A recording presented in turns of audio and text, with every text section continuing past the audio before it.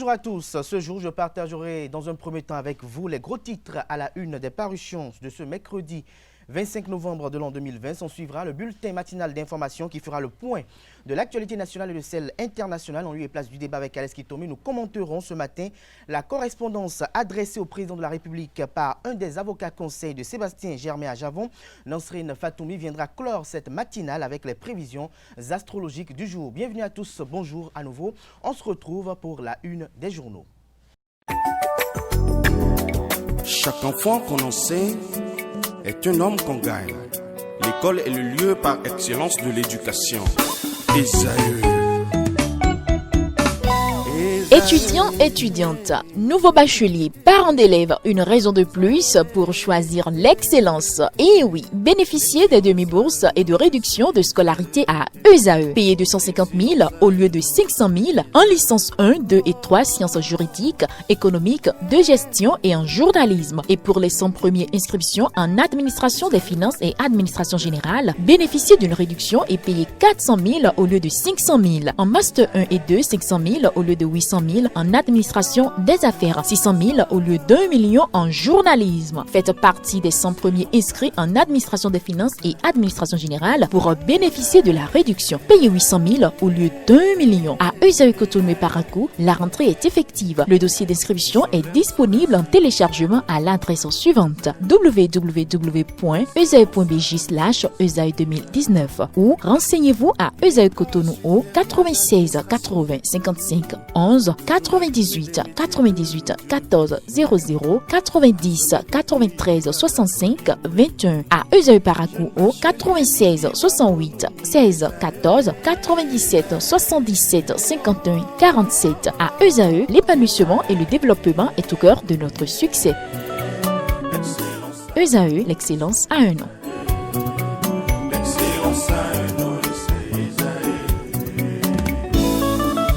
La rumba, c'est la musique des sages.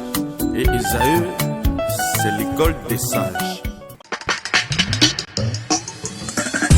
Bonjour à nouveau, chers amis internautes de Free Matin. L'informateur titre en manchette ce matin, enseignement supérieur, le chronogramme des examens nationaux de licence et de master. Des détails à la page 3 de sa parution de ce matin. Toujours à la une de l'informateur de ce matin, tournée du chef de l'État. Deuxième étape, Patrice Talon délivre un message d'espoir à Diakotomé, lequel message vous est publié à la page 6 de la parution de ce matin de l'informateur qui titre également à la une ce matin, suspension du ministre Jean-Michel Abimbola du parti politique Bloc républicain.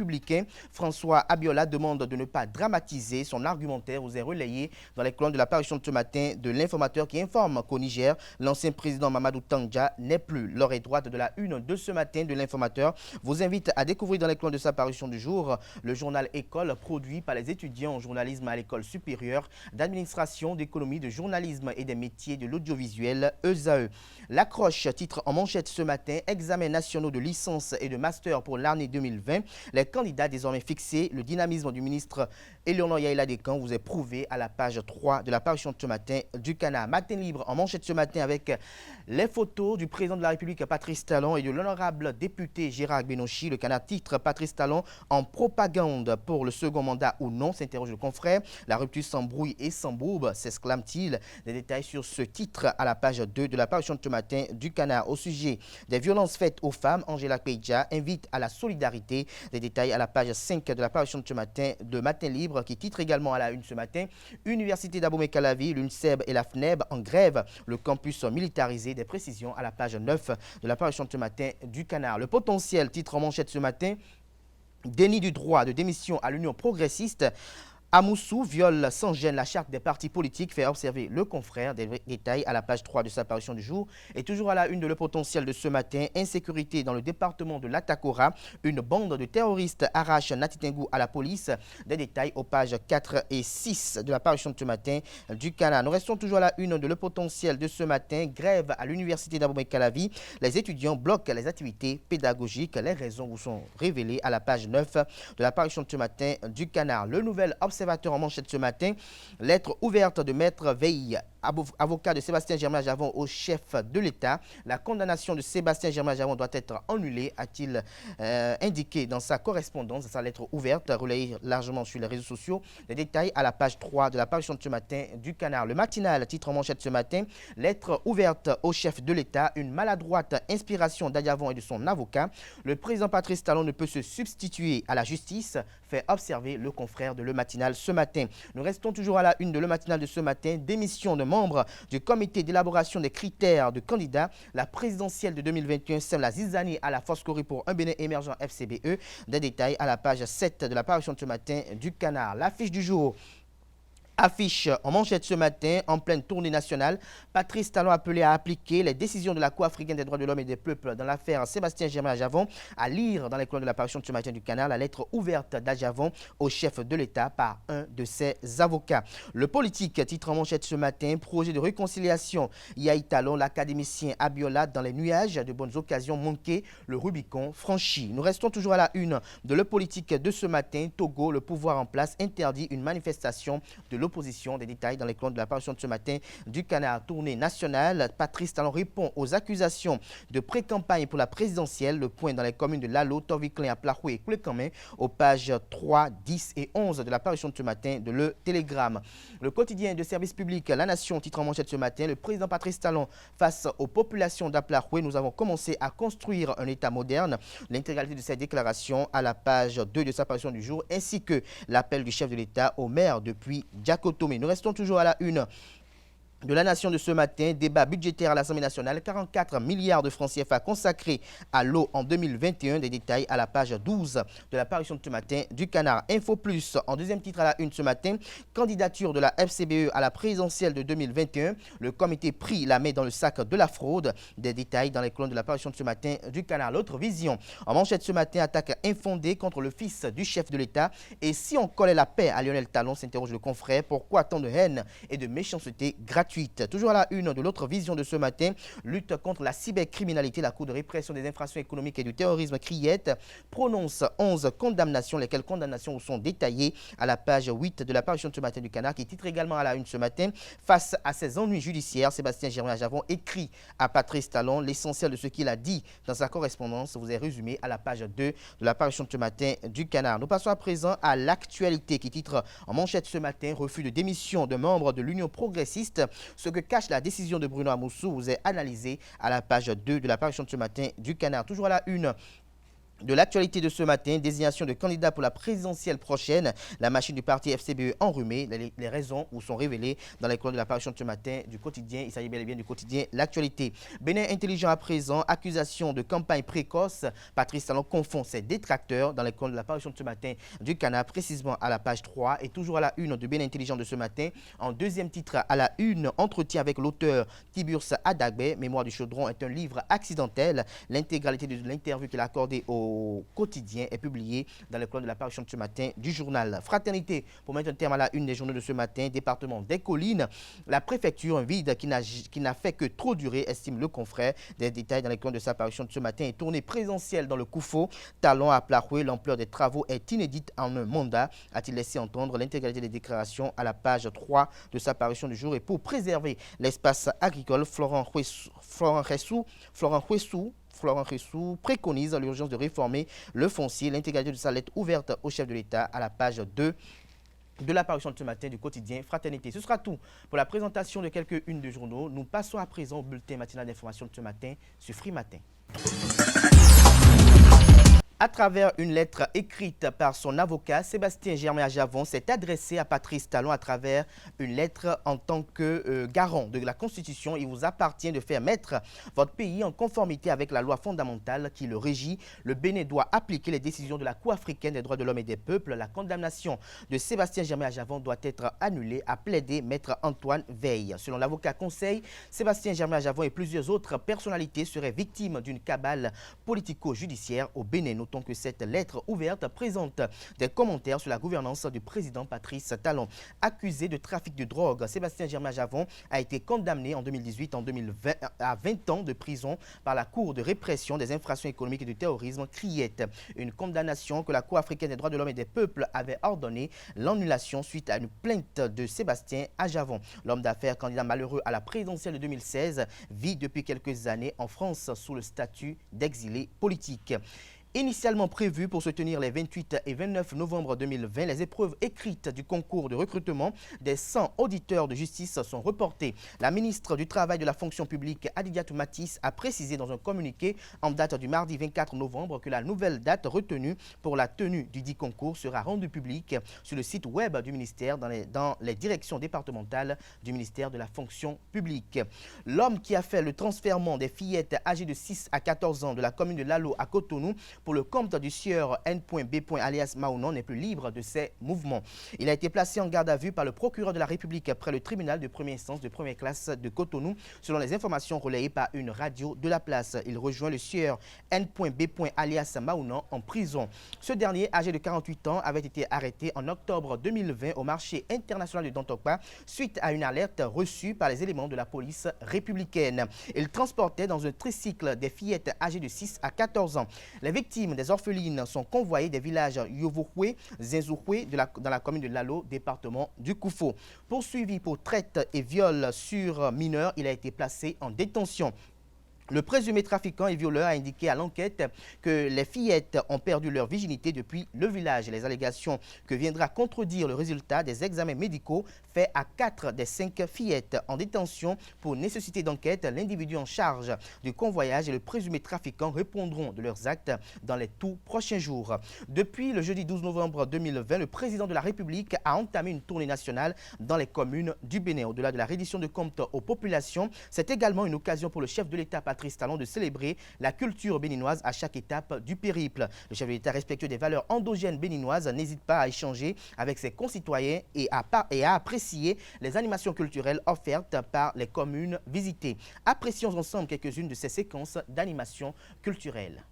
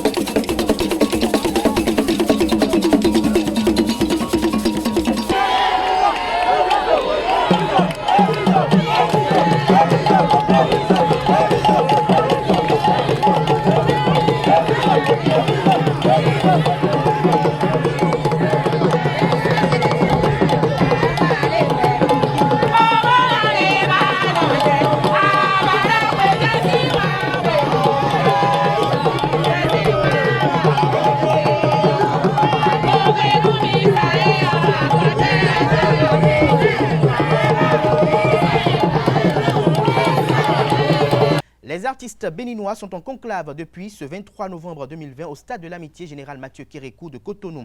Pendant 4 jours de réflexion, ils vont faire un plaidoyer pour le renouveau de la culture en République du Bénin. Ceci en vue de proposer des solutions assorties de recommandations aux autorités gouvernementales et aux institutions politiques nationales. Carles Kitome a pris part à la première journée de ces assises et voici le compte rendu qu'il nous propose. Les acteurs béninois de toutes les disciplines artistiques se sont donné rendez-vous ce 23 novembre 2020 pour diagnostiquer les maux qui minent le développement des arts au Bénin.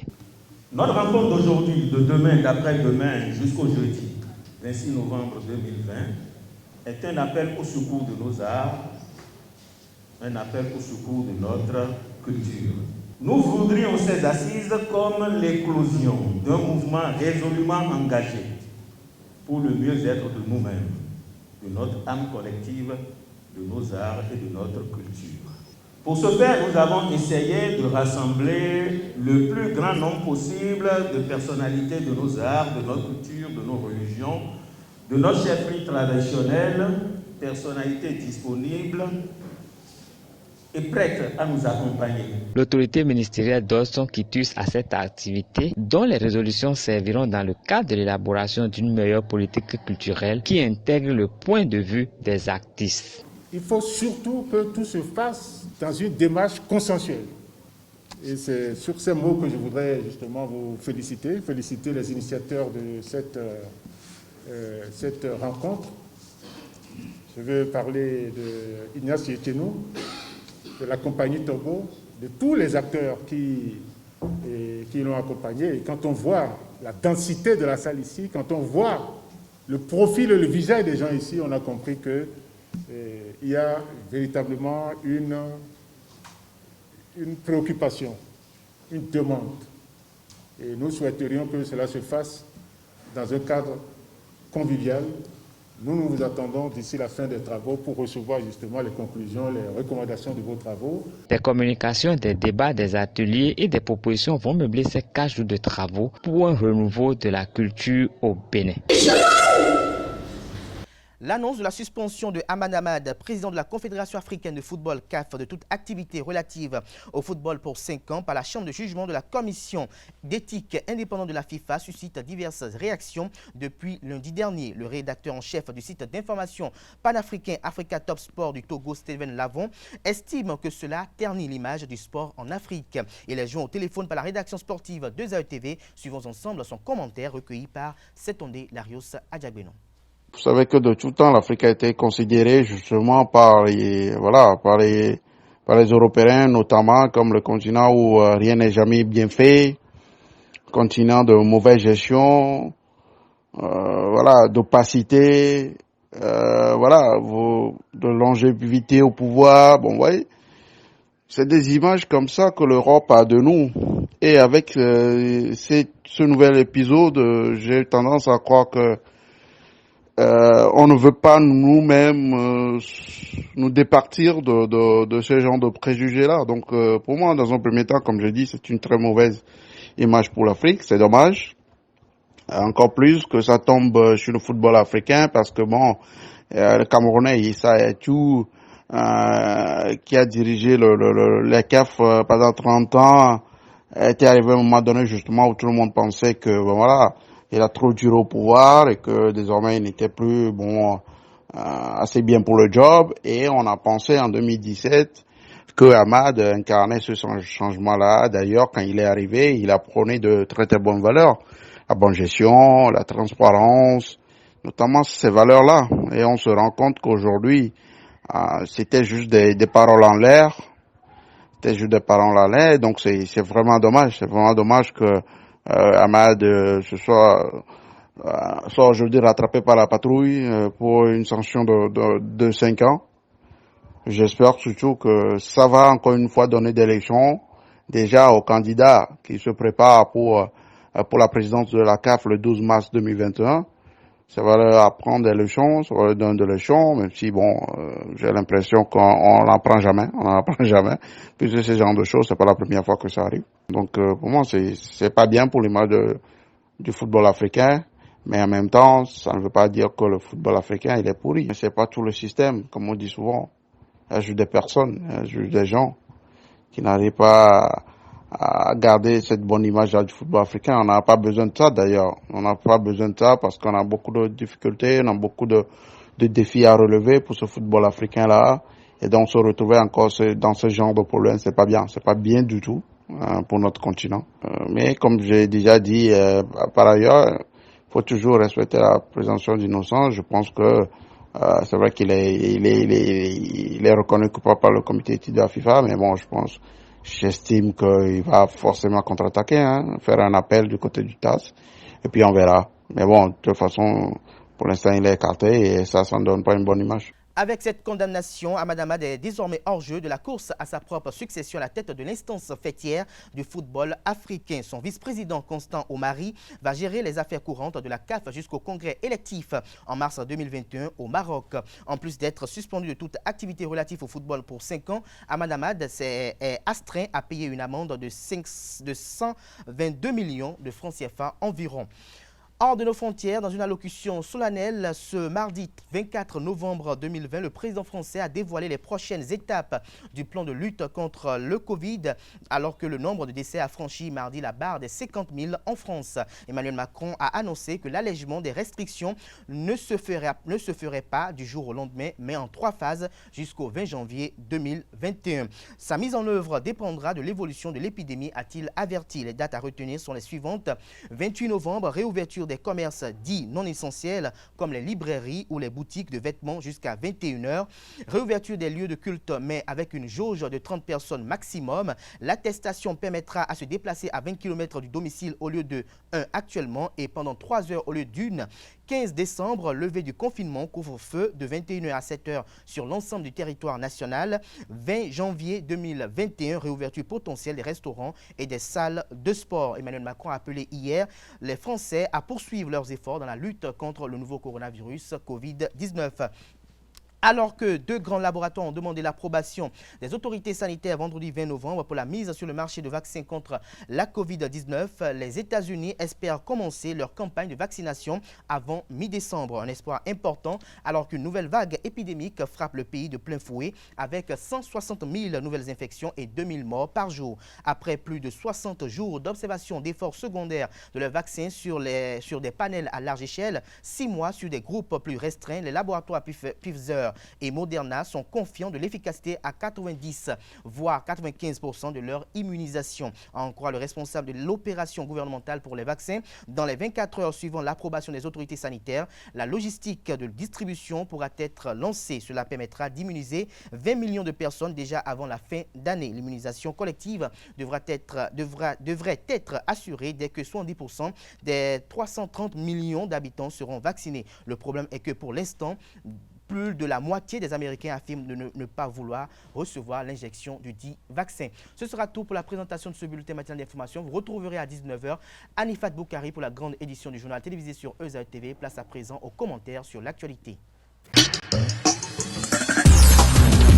Le commentaire sur l'actualité, Kaleski Tomé, bonjour à vous. Bonjour Abdel Kader. Merci d'être des nôtres tous les matins sur Free Matin. Sébastien Javon, ancien président du CNPA, a adressé une correspondance à travers son avocat conseil au président de la République, Patrice Talon. Vous avez pris connaissance un peu des grandes lignes de cette lettre ouverte. Quelles sont vos appréciations?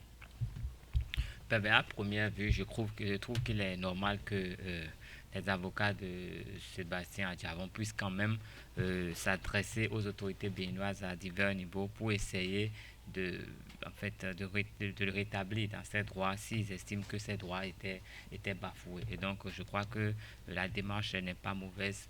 Maintenant, le contenu de cette correspondance, j'ai essayé de lire un peu cette correspondance qui a été publiée par Financial Afrique. Et je pense que, tel que libellé, je suis dubitatif, je suis partagé, parce que c'est vrai qu'un avocat, il est dans ses droits quand il demande le rétablissement des droits de l'un de ses clients. Mais quand l'avocat commence à faire une certaine interprétation de la gestion d'un pays, je suis perplexe par rapport à cela. Je me demande si les deux causes peuvent aller de pair. Je pense que en fait, moi, je pense Est-ce que l'avocat qualité a commenté un peu la gestion d'un pays? Est-ce qu'il peut quand même faire des commentaires sur les affaires politiques d'un pays?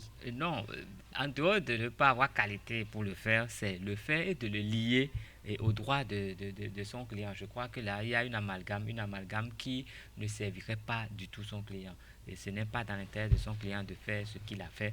Moi, j'estime qu'il aurait pu réclamer ce qu'il a réclamé, rappeler les décisions de la Cour africaine, rappeler les lois béninoises, revoir les circonstances. Mais quand il commence à évoquer les cas d'autres personnalités qui ont des affaires, qui ont des problèmes avec la justice, quand il vient parler d'un mandat unique promis et qu'il parle de trahison, et quand il parle de journalistes qui ont des problèmes avec la justice, quand il parle de la révision de la Constitution, il y a quand même un ensemble de choses que moi je trouve vraiment inappropriées à la circonstance. Ben, il peut encore parler de la criette parce que c'est une juridiction aujourd'hui qui se charge de juger son client. Il peut parler de la criette, mais les autres choses, je pense qu'il y a... Il a évoqué le cas également de supposés autres exilés politiques qui seraient également condamnés et que les uns et les autres seraient muselés. Pour moi, c'est maladroit de l'avoir fait. Je pense que c'est maladroit de l'avoir fait. Il aurait pu faire ça dans une autre correspondance qui serait peut-être son interprétation à lui de la situation béninoise. Mais si c'est pour réclamer ce qui concerne son client Sébastien Germain à Japon, je pense qu'il n'avait pas à mettre ces détails. Ces détails, pour moi, c'est un peu maladroit de le faire. Et je vais préciser une petite chose. Vous savez, lui, cet avocat, je sais que Sébastien Adjavon a beaucoup d'avocats français autour de lui. Et généralement, quand vous écoutez les médias français, ces médias français passent leur temps à dire que les Africains gèrent mal, les Africains font ci, les Africains font ça, et ils parlent toujours d'impunité. Ils trouvent que nous ne sommes pas encore aussi évolués qu'eux. Mais quand il s'agit d'appliquer véritablement les lois dont nous sommes dotés, ils trouvent encore que c'est de la barbarie. Je ne sais pas ce qu'ils veulent. Je ne sais pas ce qu'ils veulent, ces Français. Surtout quand on regarde un peu les ennuis de Nicolas Sarkozy, je me pose des questions. Un ancien président qui est aujourd'hui devant des juridictions, mais ils n'ont qu'à laisser leur justice, ils n'ont qu'à venir dans le prétoire, ils n'ont qu'à venir à la base des lois, défendre leurs clients, mais qui ne viennent pas. Un avocat n'a pas qualité pour juger un pays. Je ne sais pas ce qu'il a étudié à part les droits pour venir dire ce qui doit se faire au Bénin. Je ne sais pas s'il connaît notre sociologie pour savoir ce qui doit se faire. Que les gens aux élections ou pas, ce n'est pas son problème. Ils ont fait les dernières élections en France. Combien ont été à l'heure communale? Ça a créé des problèmes. Ils s'y sont repris. Pourquoi ils ne parlent pas de ça? Il n'a qu'à s'adresser à Sarkozy et à Macron. Et lui dire ça. Au lieu de nous dire ça, nous avons un pays qui évolue dans une certaine sociologie. Et je pense qu'il n'y a aucunement besoin de faire ce genre de truc. Et je vais préciser quelque chose.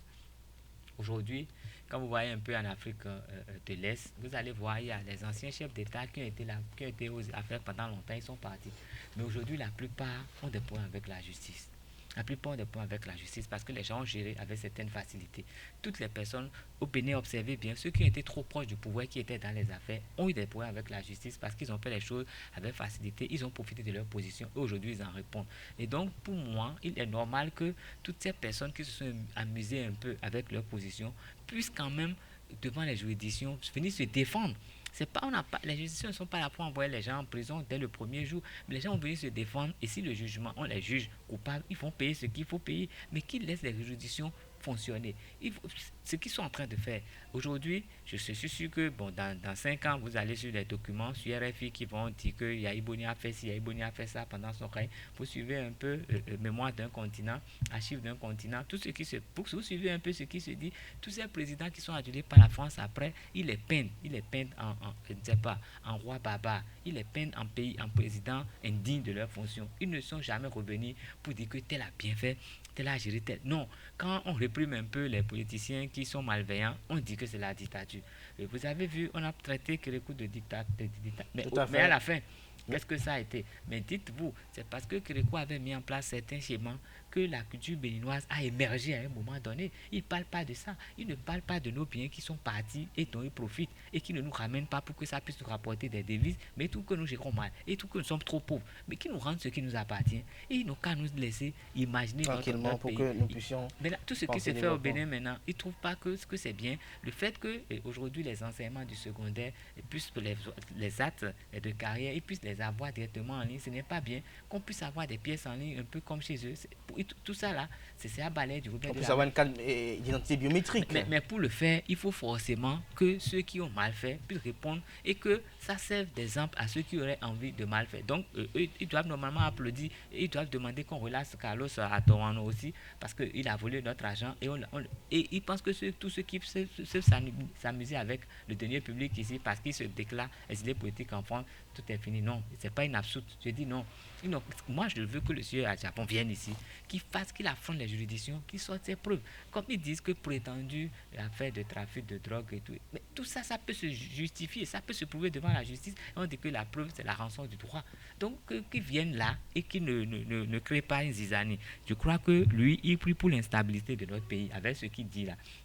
Passons donc, il traite les élections. Non. Pour moi, j'ai dit. Nous sommes à l'approche des fêtes de fin d'année. S'il ne veut pas venir au barreau pour plaider, qu'il reste là-bas dans son cabinet en France. Et bientôt l'hiver, il aura bien froid là-bas, qu'il reste là-bas pour qu'il ne vienne pas foutre la zizanie chez nous. Merci à vous, Kaleski Tomé. Nous sommes le 25 novembre, dans un mois rigoureusement. C'est le 25 décembre, la Noël. Comment vous préparez déjà cette fête-là, ou bien c'est déjà précoce de préparer la Noël déjà à ce moment-ci? Non, mais en même temps, c'est le bon moment pour préparer la Noël. Mais vous savez, cette Noël a été très rapprochée de la rentrée scolaire, qui a été très rapprochée de la fin de l'année scolaire. Et donc, il y a un genre, en fait, il y a beaucoup de choses qui... Il y a une juxtaposition. Une juxtaposition terrible qui fait qu'on a du mal à le préparer avec... Surtout que cette année a été une année totalement Covid, où les gens n'ont pas fait beaucoup de chiffre d'affaires. Mais de toute façon, il n'y aura pas de promotion. Si, il y en aura. De toute façon, nous savons, la date est retenue et tout ce qui est à notre pouvoir sera fait. Le reste, c'est l'Éternel qui a créé le ciel et la terre qui règne. C'est lui qui, compte tenu de des grâces qu'il va nous accorder, nous permettra de bien faire. Nous espérons que par sa grâce également, cette maladie va reculer et partir complètement. Merci à vous, Kaleski Tomé, pour ces échanges assez enrichissants. Merci également à vous, chers amis, pour l'attention. Ne vous déconnectez pas encore. À présent, nous installons Nasrine Fatoumbi pour vous révéler les prévisions astrologiques de ce mercredi 25 novembre de l'an 2020. Amis internautes, bonjour et bienvenue sur le message des astres de ce mercredi matin. Démarrons comme d'habitude par le tout premier signe du zodiaque Bélier. Derrière un semblant de stabilité, une série de minuscules problèmes financiers et professionnels sont à prévoir. En prenant soin de vous, vous vous rendez compte que votre quotidien est plus facile à vivre et coloré. Ce mois de novembre pourrait bien se terminer en beauté. Amis taureaux, utilisez votre diplomatie et vos meilleures capacités de communication à l'heure de parler d'argent. Les personnes avec qui vous entretenez une sorte de relation professionnelle sont peut-être plus ambitieuses que vous qui préférez la sécurité. Chers Gémeaux, excellente nouvelle en vue pour vous. Vous aviez en effet constaté que lorsque vous faites de votre mieux, vous atteignez tous vos objectifs. Persévérez toujours. Cancer, au fur et à mesure que la journée avance, votre énergie augmentera. Ne vous écartez pas cependant du droit chemin sur lequel vous vous trouvez. Vous pourrez sinon prendre de mauvaises décisions qui généreraient de l'ancienneté. Natif du signe Lion, le travail d'équipe vous ira à merveille, même si votre créativité sera quelque peu assombrée. Néanmoins, vous voulez des environnements heureux avec des personnes enthousiastes et courageuses. Ce climat augmentera donc vos vibrations et vous vous sentirez heureux. Chers amis vierges, la curiosité, la recherche du plaisir et l'expression artistique pourraient s'entremêler aujourd'hui. Une atmosphère émotionnelle chaleureuse est à prévoir. Chaque chose sera à sa place, que ce soit les sentiments ou les vibrations. Tout sera dans l'ordre.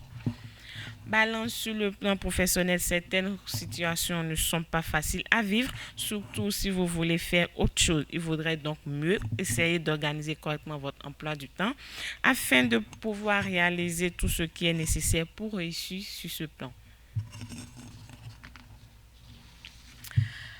Amis Scorpions, c'est une journée fantastique sur le plan financier. Vous traversez une période plutôt fructueuse. Néanmoins, les satisfactions ne feront pas attendre. Chers Sagittaires, si vous n'êtes toujours pas en couple, il est fort probable que vous trouvez aujourd'hui une chaussure à votre pied pour démarrer une nouvelle relation amoureuse. Dans tous les cas, commencez par vous adapter à tout. Nature du signe Capricorne, si vous avez un emploi, il est alors fort probable que vous ne puissiez pas changer une condition qui vous a été imposée dans vos routines et qui vous exige bien que vous ne l'auriez imaginé. Continuez cependant avec le sourire. Avant-dernier signe du zodiaque, Verseau, travail, sachez que chaque goutte de sueur sur votre front en aura valu la peine. Elle augmentera en effet votre professionnalisme et vous aidera même indirectement à vous rapprocher de vos objectifs. Utilisez donc votre énergie pour améliorer votre état de santé. Amis poissons, pour finir, journée pleine de bonheur et de réjouissance. La chance vous sourira. Aujourd'hui, en matière d'investissement et de travail, vous pourrez profiter de biens délabrés ou de terres abandonnées en les transformant et en les rénovant pour les revendre plus cher par la suite. C'est tout, amis internautes, pour le message des As de ce mercredi matin. Merci de nous avoir suivis et à demain. Merci à vous, Nasrine Fatoumi, pour l'horoscope du jour. Merci à vous, chers amis internautes, pour l'attention. On se retrouve demain avec le même plaisir. Portez-vous bien. Passez une excellente suite de programmes sur EZV.